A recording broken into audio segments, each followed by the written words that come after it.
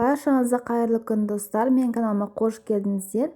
Бүгін сіздермен осындай сливкисіз дайындалатын өте оңай торттың рецептін сіздерге ұсынамын.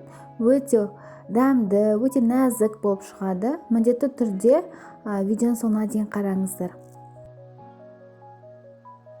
Ең алдымен біз құрғақ ыдысымызға жұмыртқамыздың сарысы мен ағын ажыратып аламыз. Бұл торттың ерекшелігі өте қолжетімді азық-түліктерден жасалады.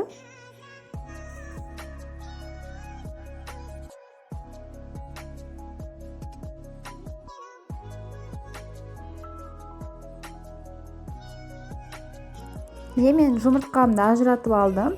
Енді жұмыртқаның ағына жарты стақан қантымды қосып, миксермен әбден ағарғанша, көпіргенше шайқап алатын боламын. Сізде бұнда миксер болу міндетті емес, кез келген миксермен шайқай берсеңіздер болады. Ең бастысы осылай аппақ болып көпіргенше шайқау қажет. Енді қалған қантымды үстіне қосамыз да тағы да миксермен шайқап жібереміз. Біртіндеп отырып, жұмыртқаның сарысын қосып, миксермен шайқаймыз.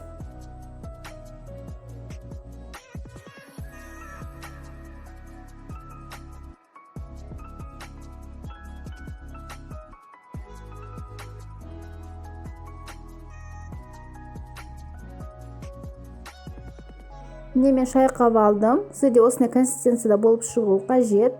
Енді ұнымызды електен өткізіп, біртіндеп қосып, астынан үстіне қарай жайлап араластырамыз.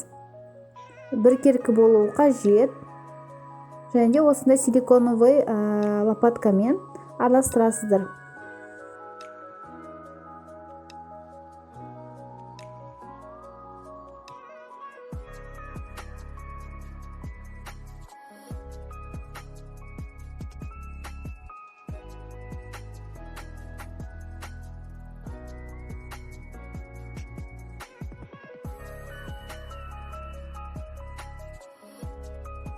Енді формамызды аламыз. Менде 24 сантиметрлік форма. Осы астына пергамент қағазын төсейміз де жаңа қамырымызды орналастырып шығамыз. Мен жан-жағына ештеме жаққан жоқпын.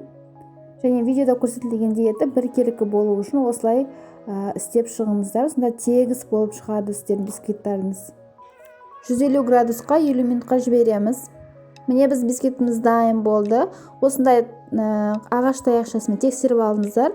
Құрғақ болып шықса, онда пісті деген сөз. Осылай решеткада әбден суытып аламыз бірінші. Және де кәдімгі пышақтың көмегімен осындай 3 бөлікке бөліп шығыңыздар.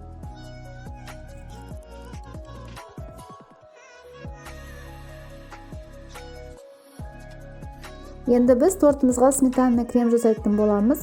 Оған бізге 20-30% қаймақ қажет болады.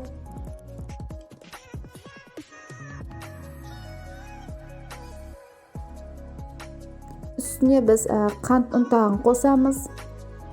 Және де қалаларыңыз бойынша осындай загуститель для сливок деген қоссаңыздар болады. Сонда сіздің кішкене кремдарыңыз қою болып шығады. Бірақ бұл міндетті емес, әркімнің өз қалауы. Және де миксермен қоюланғанша шайқап аламыз.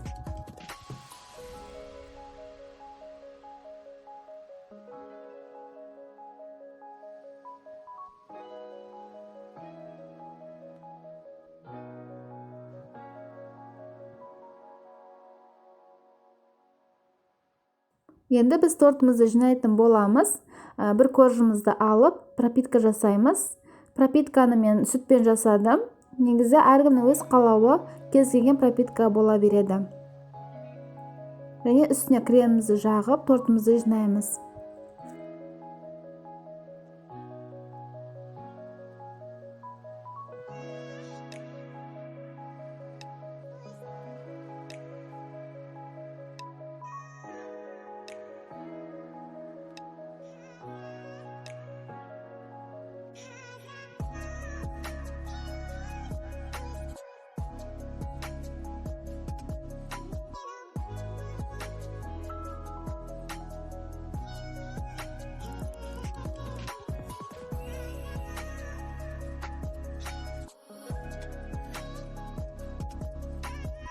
Енді әсемдік үшін мен жаңағы орео печеньені қолданамын.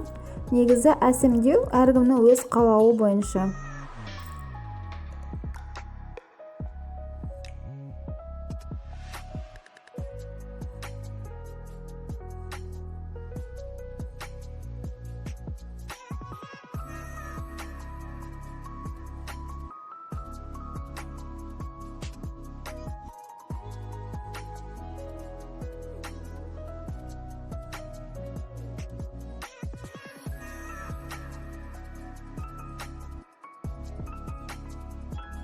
Достар, міне біздің тортымыз дайын болды.